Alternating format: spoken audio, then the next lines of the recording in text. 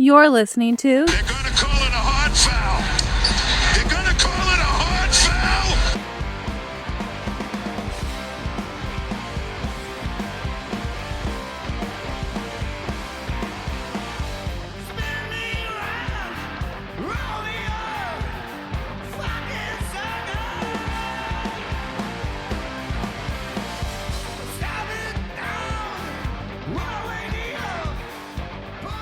Mike, last part of 2024, a year Yep. that was pretty good to us as Celtics fans. Definitely great for the Celtics, win a championship. Great season last year. Obviously, this season has been, for the most part, pretty good up until this last month here, where they've been a 500 basketball team and have kind of really struggled in December. And there's a host of reasons on why that's happening. And I think what we can do here on this pod, Mike, if you're fine with this, is one, we can diagnose the problems, and then we can figure out what the cures are based on our very limited perspective as Celtics fans and not professional basketball experts. We can pretend to be professional basketball experts. Yeah, that sounds good to me. So how do you want to go? Do you want to kick this off, I think, with what you're seeing as what may be ailing the Celtics? And then I can kind of give my diagnosis. Either piggybacking on what you see or giving a different opinion. Yeah, I think in a lot of games this year, even in their wins, has been a little bit of a lack of effort on defense, and defense has been the problem for this team. I know that analytically, people could say that their numbers are the same as last year, but the eye test tells me that they're not the same defensive team as last year, and the defensive intensity isn't there, especially when it comes to rebounding and defending the paint. They showed up against good teams, but they're not showing up every night. And now the bad losses are adding up. If we look at the last four losses against Philadelphia, Orlando, Indiana, and Chicago, something else that stands out to me is fourth quarter execution. Um, Yeah. Extended runs, sometimes against really bad players. In particular, the Philadelphia game with Joel Embiid out of the game, 18-2 run the start of fourth quarter is unacceptable. And then what we saw in Indiana the other night. So the Celtics becoming repeat offenders in this, and also showed up against Orlando, and they had that complete meltdown against Chicago where they were getting technical fouls when the refs got the call right, and then Joe threw a mental tantrum at the end of the game going after the ref. So I think those things are fixable, and I think those things are fixable because they've done it in the past. So I still trust this team, but I'm a little alarmed by the amount of home losses they're starting to add up. We're not even halfway through the season, and 6 of their 9 losses are at home. That's a lot of home losses for a team with all this talent. It took home court really serious last year, and I think that did help them on their road to a championship. Obviously, having home court throughout was a big deal. And right now, Jim, they're closer to the 3 seed, only up a half game on the Knicks, than they are to the 1 seed. And quite honestly, at the pace that Cleveland's playing at, I don't know how much reality that's going to be unless the Celtics get really, really hot and they start to dig in, which they're capable of. But I don't know if they want to, because maybe they think that they can make it to the playoffs and get any seed and go back to the finals, which is quite honestly sometimes the attitude of NBA teams after they win a championship. On the offensive end, I think that they could move the ball better. I think the ball's been sticking in their losses. I think they're still getting good looks, but they're not shooting the ball as well as last year. So I don't know how you fix that other than hit more of your open looks. Out of their 9 losses this year, this is an interesting stat to me, and I don't know if it means anything to you or not, but out of their 9 losses this year, in 7 of them, they've outshot their opponent from 3 by at least 9 points in those losses. So it's not like 1 3 or 2 threes. Twice it was by 9 points, and the other 5 times it was by even more. And I was trying to go back and look last year how many losses they had. I went on AI to see if it would look it up for me. And AI told me it was a statistic that they were unable to figure out. But I want to know how many losses they actually had last year when they outshot the team for 3, because I didn't think they had any. I don't remember that happening. I remember every night us being told when the Celtics outshoot a team from 3, they win. And that isn't the case this year. And for a team that shoots 53s a game, actually it's up to 52 now, that just kind of stands out to me. I don't know where I'm going with it, but it's something that's a little concerning to me. And I think it points to the defense more than the offense. Yeah, so I think there's a lot to unpack. I think we got to stipulate from the beginning that, especially during these last few games, they've been out that really two anchors of the defense. Drew Holiday, obviously one of the best defensive guards in the league, and Porzingis, who has really missed the vast majority of the season. Something we knew coming in. Something when we did our preseason pod, I actually, had picked the Celtics on the under on their wins for that reason, thinking Porzingis would play much less than half the games for the Celtics during the regular season. And that's a huge difference in last year. The Celtics didn't have Porzingis in the playoffs, but he played the vast majority of the regular season games. And you've already seen it this season. When he's available, points in the paint for the Celtics opponents are really tough to come by. When he's not available, it's a much different story. So let's stipulate that off the bat. And obviously that fixes themselves if those guys get healthy and they're able to play. The problem is the age of Holiday. Although I have and the reliance of KP, that's an issue too. Although I have a lot of confidence that Holiday will be available and will be very good when Me too. When chips are down. I think that solves some of their problems right off the bat. But I don't have the same confidence in Kristoff. No, and nor should you. That was a serious injury he had last year, and he battled through it, and give him credit, and he played that last game and all that good stuff, and he did what he had to do. Game one, he was the key to them winning, and they ended up winning a championship.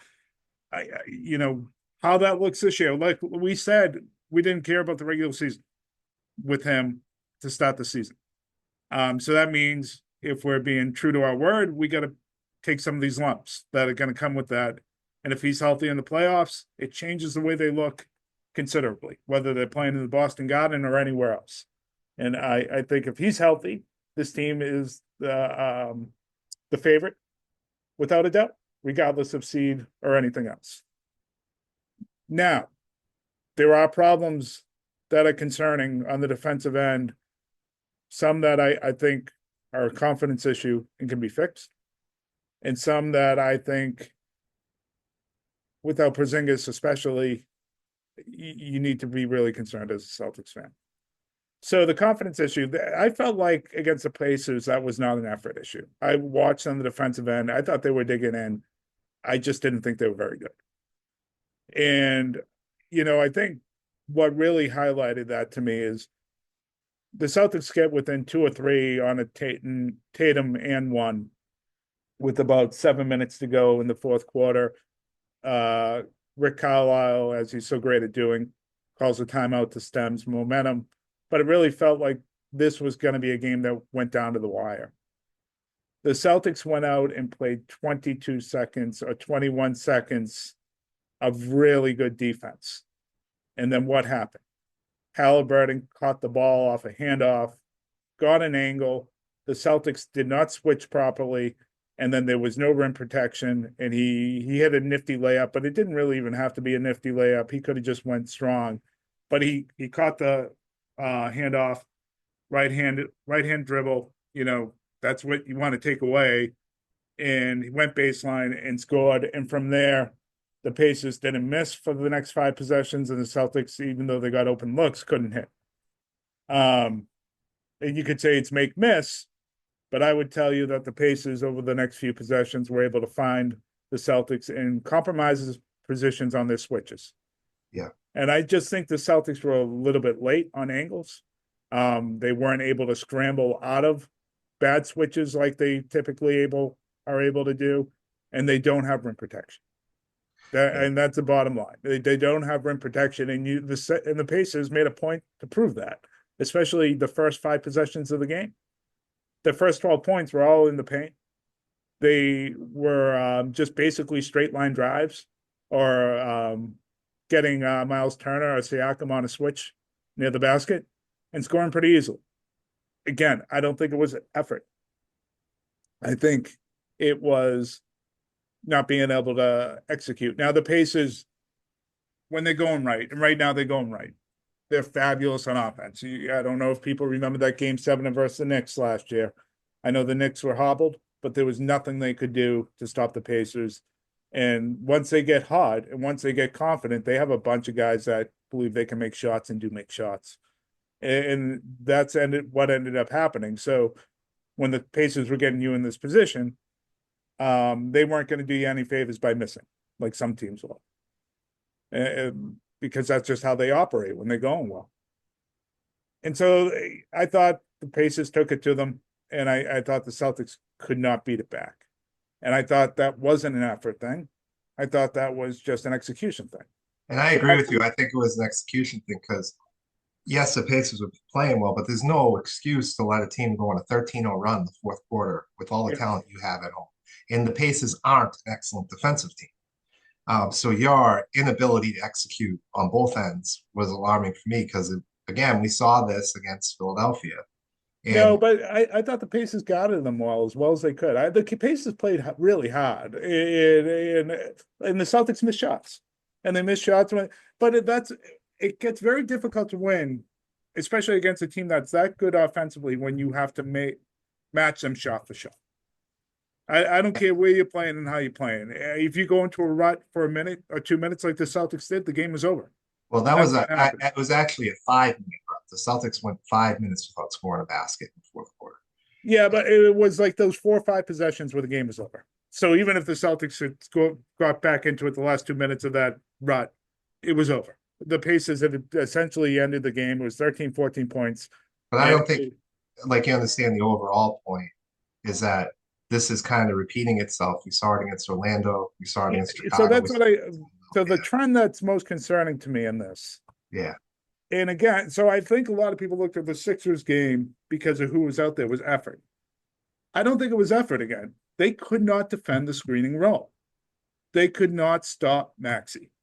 And he was, again, same type of guard. I think Maxey's a little more dangerous than Halliburton in that situation, although Halliburton, does other things, including shoot the ball better than Maxey. But they could not stop the screen and roll. And then once they were able to get downhill and into the paint, there was no rim protection at all. And it was absolutely the same thing that we saw in against Indiana. Now you wonder, well, the Celtics got back into it late when Embiid was in. What's kind of funny about that is Embiid, they don't run a lot of screen and rolls with him, which, I don't know why Embiid kind of refuses to do that sometimes. And they become more stagnant on offense. Al's able to just kind of guard him straight up one-on-one and makes it a little bit easy for the Celtics to defend, and they were able to crawl back into it. But the screen and roll action in these small guards, so you've seen it with Maxey now. You saw it certainly with Halliburton. And, there's going to be Morant really killed them in a lot of ways with that too. When, that game back a few weeks ago. And if you look around the East, that's troubling, right? Because you have Jalen Brunson, you have Halliburton, you have Mitchell, and you have Maxey. All really tough matchups. Now, again, that gets a little bit easier if you have Holiday and you have Porzingis, but I still think they struggle a little bit against those quicker, faster guards.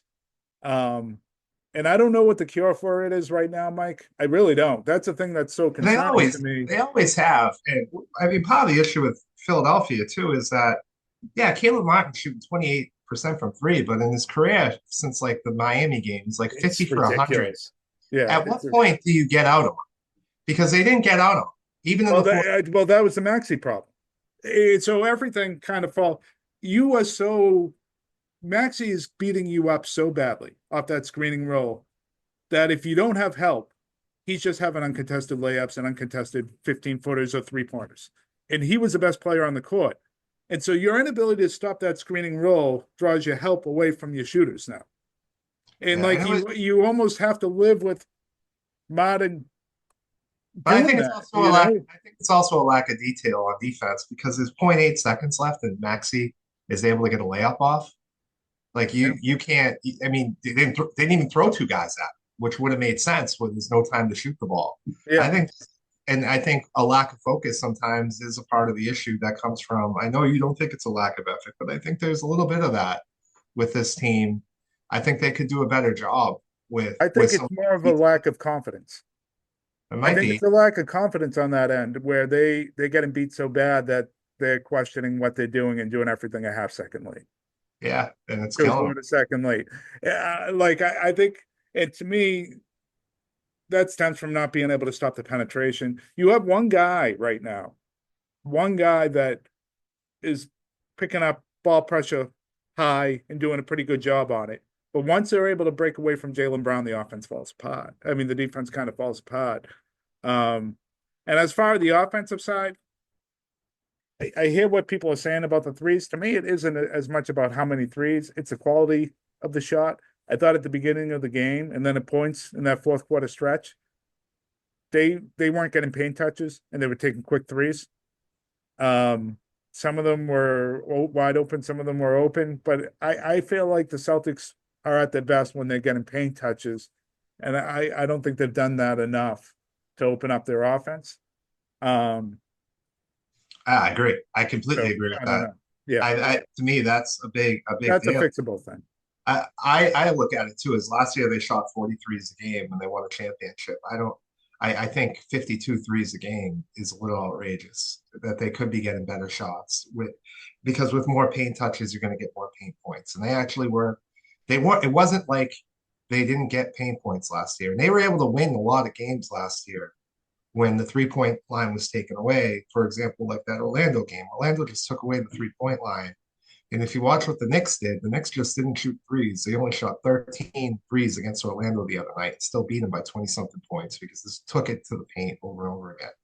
And the Celtics, they were struggling with that on-ball defense, and they were still looking to shoot a lot of threes when they ended up going like 8 for 36 from the game. To me, it could have been there were way better options in that game Well, to I think attack. a lot of that game was Porzingis not finishing. And I think he was 1 of 11 or something like that. And they weren't all threes. They were just him, we could say he didn't get the foul, whatever, but he just did not finish like he should have.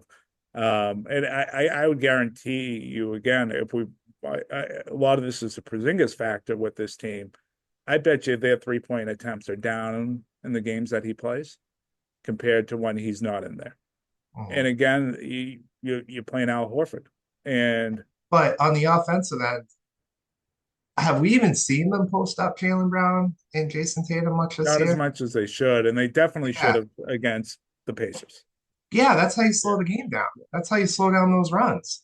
And they're just not doing it. It's Although fine. it's tough to criticize anything Jaylen Brown did offensively against the Pacers over the I'm last not 2 criticizing him, I'm criticizing the game plan.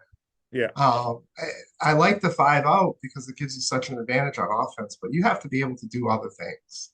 You have to be interchangeable on offense. And I thought they were more last year than they have been so far this year. Maybe we'll see more of that in the playoffs where it's more game plan intensity. But right now, I don't see a lot of adjustments on either end by the Celtics. can I speak to one other player too that I think has been a little exposed? Has been Peyton Pritchard.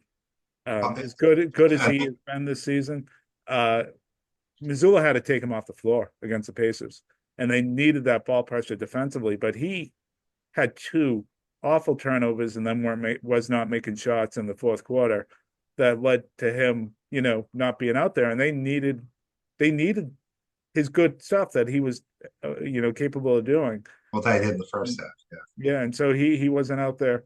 On a positive side, I think over the last couple of games, Jordan Walsh has shown something. At least he's shown the ability to defend, unlike a lot of his teammates.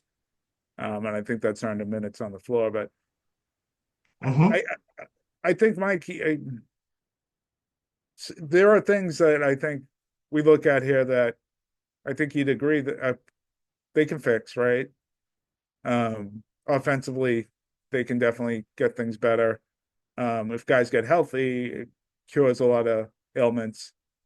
But I think there's reason to be concerned because whether it comes down to if Porzingis can get on the floor or not, I'm not sure. And I think it's why you've seen zone to stop the penetration. I'm not sure what you do. And they're a really Your bad zone personnel. defensive team. They do not play zone defense well at all. No, maybe that's something they need to improve on because It's really bad when they go, like every time they go into zone, it does not work. And this has been for like 5 years. Like, it just doesn't, it just, every time the junk defenses with this team, um, it, because yeah, I don't think it's their identity. It's not who they see themselves as. But if you're not having a Porzingis out there, the other, I'd like to get your thoughts on this. And I know, Cornette was okay in the game against the Pacers. I also think once Porzingis came back, they stopped kind of running Cater out there. I think they got to keep running Cater out there because I do think out of everyone that's left, he has the best ability to be a rim protector, and he has the best ability and the best feet of any big to pick up switches and stay in front of guys that, are quicker. And I think you gotta swallow the shit that comes with him and live with the mistakes because your end goal here is more important than your game against Toronto on New Year's Eve at 3 o'clock at the Garden. yeah, unless Al Horford's making threes, absolutely. Um, if Al doesn't go 1 for 12 or whatever he did against Indiana, I was pushing Takeda to play against Indiana because I was like, why is Al still out here? He's 0 for 10 from three. Let's get somebody else in the game. I think he finally hit one in the fourth quarter. But absolutely, Jim, I think Kate is your best option.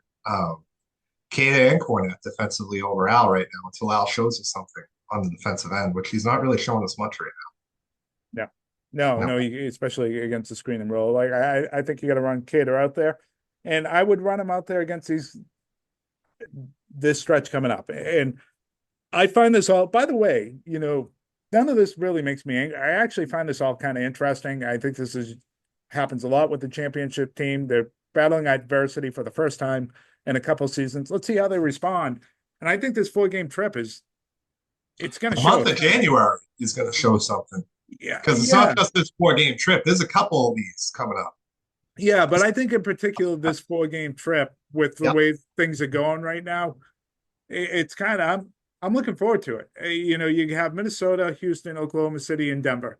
They Yeah, all looking forward they to those all late nights, watching NBA games there's at 10 only o'clock one at night. there's only one 10 o'clock game. Oh, is that right? Okay, yeah, we got a 3:30 on a Sunday. Ooh, Yeah, you got an 8 and you got a 7:30. Um, is that during the NFL playoffs? They're playing the Thunder. they might. Yeah, wow, No, that's quite a. You go to Minnesota. no, that's not a playoff week next week. It's the last week of the season. That's because yeah, so they go to Minnesota. Following night they're in Houston. Then they got the Thunder, and then they end the trip with that's gonna be a tough one. Obviously in Denver. Yeah, that's I bet you they win all 4 games and then they come back and lose to the Pelicans. No, they play the Charlotte Hornets. Well, yeah. Well, I want to see it. I want to I think so. Part of this is as good as those teams are, with maybe the exception of Denver. None of them are like great offensive teams. Denver. Yeah, Denver is, but Denver's not a good defensive team. But it's a mile. All three of those teams are very limited offensively, actually. Yeah. But I have a feeling Steph Curry, obviously off the pick and roll, is going to kill the Celtics. Well, they're not playing Golden State until later in the month. Oh yeah, I'm getting that mixed up with another road trip. Yeah, they're not playing Golden State. They're playing Minnesota, Houston, Oklahoma City. They Yeah. all can do things well offensively, but I think it's an opportunity to really figure things out and get your defense right. Now, Houston, Oklahoma City, and when Minnesota, when they want to, they can all dig in defensively and make your life miserable in different ways, and that's why they're so very, very good. So this is going to be a great challenge for them.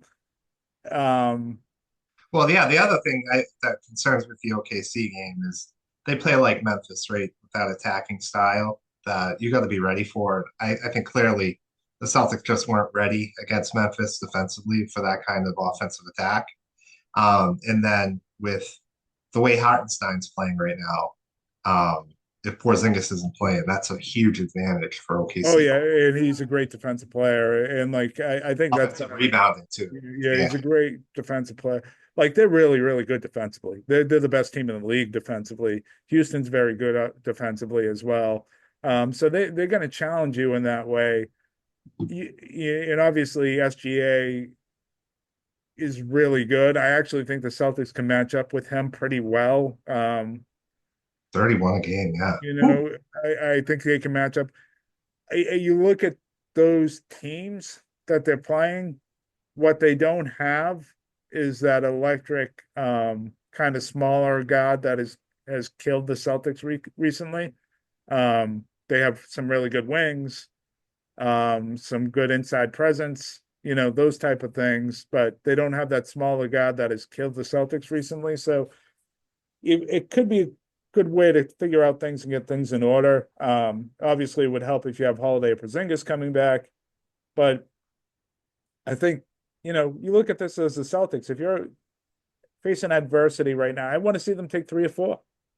I want to see them respond and find ways and claw this thing out and take 3 or 4 against this group. And it's going to be difficult. Now, not all of them are playing the best basketball. Minnesota and Denver have really struggled, really struggled. But they also are struggling in a Western Conference that's pretty excellent right now. Yeah. Yeah. I think this is going to be a tough stretch because the teams they're playing are all good and they're on the road in the Southwest. One of the guys that I think hurts the Celtics. I mean, he's a wing, but Anthony Edwards always plays really good against Boston. Oh yeah. Um, Gortat, the last time these two teams played, actually impacted the game. Who? What did I say, Gortat? Yeah. Oh my God, he's been retired forever. Gobert. Gobert. Yeah. Oh yeah. Gortat, yeah. Yeah. Gobert. Yeah. Gobert had a huge impact the last time these guys played Sure on did. both ends of the floor. So I'm looking. I mean, that's the first game of the trip. So Celtics probably have the best effort that game too. So that'll be a good one. Yeah, and Minnesota always brings it against you. Always brings it. It's been 3 good games. The last 3 games, 2 of them have gone to overtime. So they always Yeah. bring it against you. I expect it to be similar this time around. I think, Mike, I really do. I think we're going to learn a lot about the 24-25 Boston Celtics over this trip. I think we're going to learn a lot about who they are, how they start the trip, how they finish the trip, and everything in between. Is gonna give us a sense to what to expect for the rest of the way. That's maybe I'm reading too much into this, but there's been similar situations in the past with Celtics teams where these West Coast trips really been a good indicator of what's to come. So, Yeah. And speaking of like conferences getting tough, I think the Eastern Conference is starting to look a lot better than maybe people are looking at it even 2 weeks ago. I don't know if you want to go there at all. Yeah, from bottom to top. Absolutely. Um, Orlando is obviously taking a nosedive because their injuries. They've got their 3 leading scorers are all out. But you see what Philadelphia is capable of, although I still don't believe in them, and I still don't believe that Paul George and Embiid are going to be available. I have no confidence in those two at all. And Paul George isn't playing well. The rest of the team is playing well without him. But obviously Indiana is very good. Atlanta defensively is still playing pretty good. They got they're up and coming team that might make a trade at the bottom of the conference. But you look at the top, we got to start taking Cleveland seriously. I mean, they're 28-4, 28-4. They seem to win every night. They dominated Golden State. They've blown out Denver twice. They've beaten the Celtics. Donovan Mitchell really gives the Celtics a hard time. Obviously, he's always gone off against them. So their 3-point shooting, they don't hit as many threes as the Celtics do, but they still hit 16 of them and they shoot them more accurately. So that's a team that I think is They're an exceptional team. I yeah. underrated them quite a bit. And then the Knicks have won 8 in a row. So we're only a half game up on them. Personally, I would rather have home court advantage against New York in the playoffs and have to go there in a game 7 and win. Um, Yeah, the Knicks aren't a team. Go ahead, but they're not a I, team that really puts I, much I, fear. I think standings do matter in the NBA. It's hard to win on the road. I know the Celtics have done it in the past, but um, I think the biggest difference between the Knicks and the Celtics right now, the Knicks are cleaning up against bad teams and losing against good teams. The Celtics seem to clean up against good teams, and they have some bad losses adding up. And unfortunately, in the NBA in the regular season, you got to stack up those wins against the bad teams to get the top seed. Um, I think the Celtics are better, but this is going to be a fight, I think, to the end for these top three seeds. Well, these top two seeds. It's going to be really hard to get the first seed, I think, at this point. So as far as home court advantage goes, you always want it, you prefer it. I don't think this team has to kill itself to get it, whether it's against the Knicks or anyone else. Your point is correct. In the NBA, it's tough. I would say the Celtics have been the exception of this to this rule for the last 3 seasons. I Um, also think it's a big advantage, though, to have the first two seeds because you play in the play-in tournament team. Where if you're the three seed, you could end up playing Indiana in the first round or Atlanta, um, compared to a Sure. hobbled Miami So team. your matchups matter. I think so for that point, the matchups matter. But as far as home court goes in the second round, if the Celtics had to go to New York, I as long as they're mostly healthy, I wouldn't pick the Knicks. I'd be overly worried that it would even go 7. I just the Celtics have been a better road team in the playoffs over the last 3 years than they've been a home team. They've been a better road team this year. I don't think going to New York or anywhere else is going to bother this team. I think they've seen it all at this point. So that part doesn't worry me. The matchups worry me more, and the health of the Celtics worry me more. The Knicks have certainly played better. This 8-game winning streak, um, it's tough to really pull out a win that you say was really impressive. I guess maybe against the Magic the other night. Beyond that, I mean, 136 to 132 win in overtime against the Wizards. Mhm. They're still giving up a shitload of points, 125 points to the Raptors. They've had some other low scoring games, but the most impressive one, I guess, would be what they pulled out in the Timberwolves and the Karl Anthony Towns revenge game.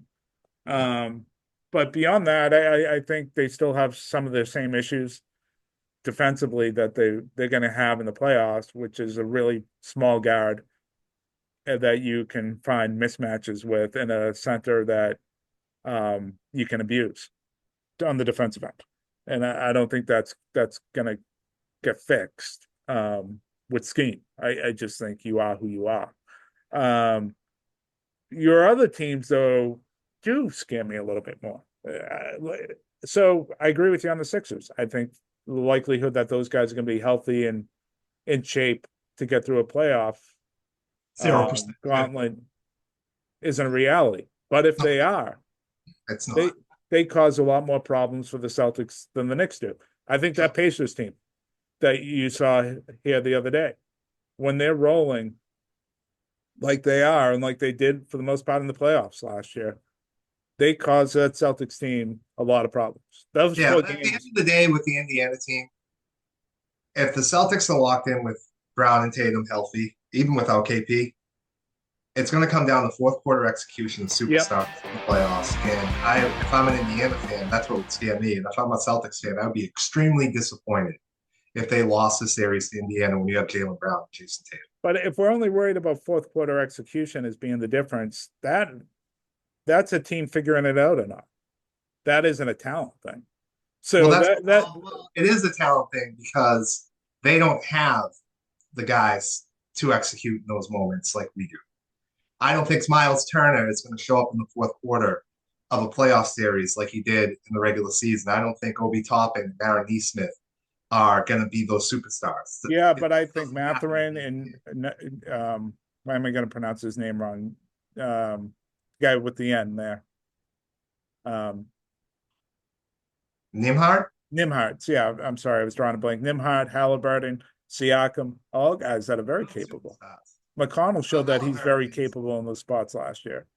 It The would be a Celtics huge upset. I don't care how good Indiana is on offense. That would be inexcusable to lose that series. with the amount of talent on the Celtics, especially with top 5 MVP candidate Jason Tatum and Jaylen It Brown. would be an upset, but I'm just telling you, they're good. And if the Celtics can't figure out the defensive deficiencies, it's going to cause problems. Cleveland's another team, matchup wise can cause the Celtics problems. And so you have at least 3 teams with Indiana, Philadelphia, and the Knicks with just pure personnel, take away the injuries that can cause this team some issues. And then if Orlando gets Banchero back, they're another team. I don't think they're quite ready for prime time, but they're going to be challenging. They got him and Franz Wagner back. Yeah, that team was the team I think was ready to actually take the next step. But I don't know anymore. I don't know much like when they come back. But Banchero's very close to be coming back, like within the next 2 weeks. Good. So like he's knocking on the door. What about So Franz? Is he back this season, or because I know his brother's up? It's the same injury, so I would assume by sometime around April he could be eligible to come back. If those two are ready to go, they're one of the best teams in the NBA. The way they play defense, and those two were ascending. Those two were 2 guys I would say in a close game, in Game 7, they would skip. Yeah, so you have talented teams in the East right now that if the Celtics can't figure out the deficiencies, they're going to be relying on what happens in the fourth quarter. And, much different situation for the most part that you faced last year and during your playoff run. And so, Jim, at what point do you become like very concerned about Kristaps Porzingis and his availability to be available? It's the playoffs. Yeah. Is he out there for the playoffs now? So like you don't know until then, or else unless there's something that tells us, which wouldn't be good. So yeah, it would be if there was something that tells us that he wasn't going to be available, what do you do if you're the Celtics? I go back to what we talked about earlier. I think you got to play Cater a lot more and get him serious reps and hope that his improvement is good, and then he's better than league average in terms of being able to defend the paint and work cross matches and pick and rolls and things like that. You wouldn't look at seeing if you could move the contract? I think it'd be very, very hard to do. I think it's unlikely, and I think that's the problem. So this isn't your old NBA. You got to trade dollar for dollar if you're the Celtics. That's the rule. So it becomes really hard to find that. And then you have to have a team willing to take on a mid-level contract, which is not as appetizing as he was before, if you're the other side, because you are trying to structure things up for your rebuild that you can make a splash when your time's right. And all of a sudden you're saddled with a $15 million contract for a player that's good, but not great. It doesn't really help you. So it gets hard. To attach first round draft picks to it, and it would have to be to a bad team. What's that? They would have to attach multiple first round draft picks to the trade, and have to be to a bad team. And then it becomes, if you're doing that, what are you getting back? It has to be something valuable. It can't be a guy that is just a guy, that he makes a fan feel good. It has to be a guy that he says that could be a difference in a playoff series. Yeah, it has to be a guy who's going to play and help you win the championship. Yeah. So I think and not just better than what you have, enough that you says this is the difference between us winning or losing. If you're going to give up that much, so you can't say, oh well, he's a little bit better than Kate or he's a little bit better than Cornette. It would have to be, if you're the Celtics right now, to make that type of move, because you would then. So here's a thing you would lose on that too is these contracts that we're talking about, Pritchard, Hauser, guys like that you maybe want to consider. And Hauser gets really difficult to move because he signed this season, I think, and he's on the last year of his deal. So the extension rules, it really gets complicated. But they are set up to be good contracts for you in contributing players on good contracts on a team that wants to contend. So you lose those guys, you don't replace them. Yeah. Well, Pritchard's also an interesting trade chip come in the offseason when we talk about the NBA draft. When you look to rebuild for the next group of Celtics players, I think back to that George Hill trade for Kawhi Leonard, a move like that maybe Brad will be looking to make with a Peyton Pritchard in the offseason. But when I take a look at KP, yeah, I agree with everything you're saying.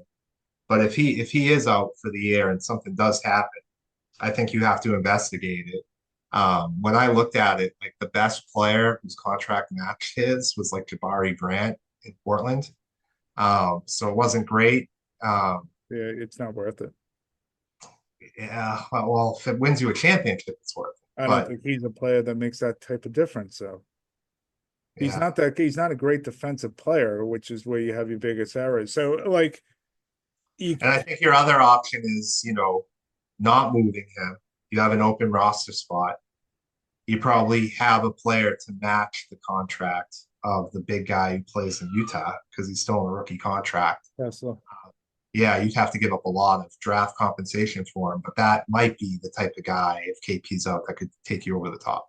Well, that'd be an interesting one if they were able to swing something for him.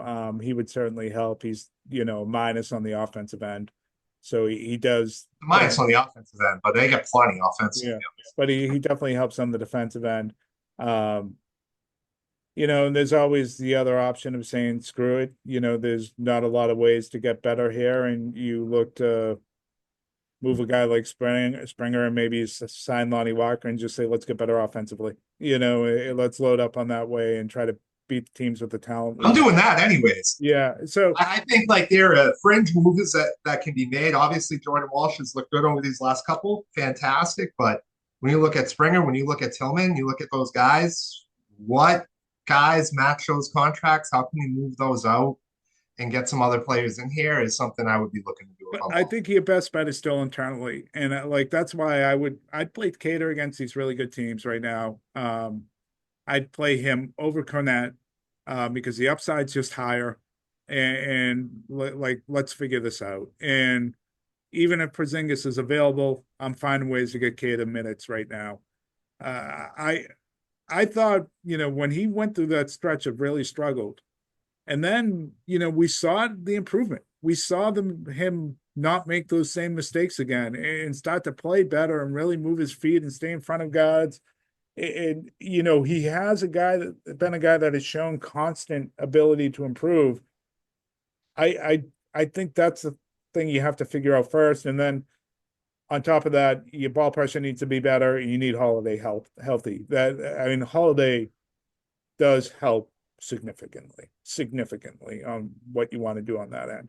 Yeah. But there's reason to be concerned. And so if we want to call the name of this pod, what me worry, I think, yeah. And we're going to get some answers pretty soon.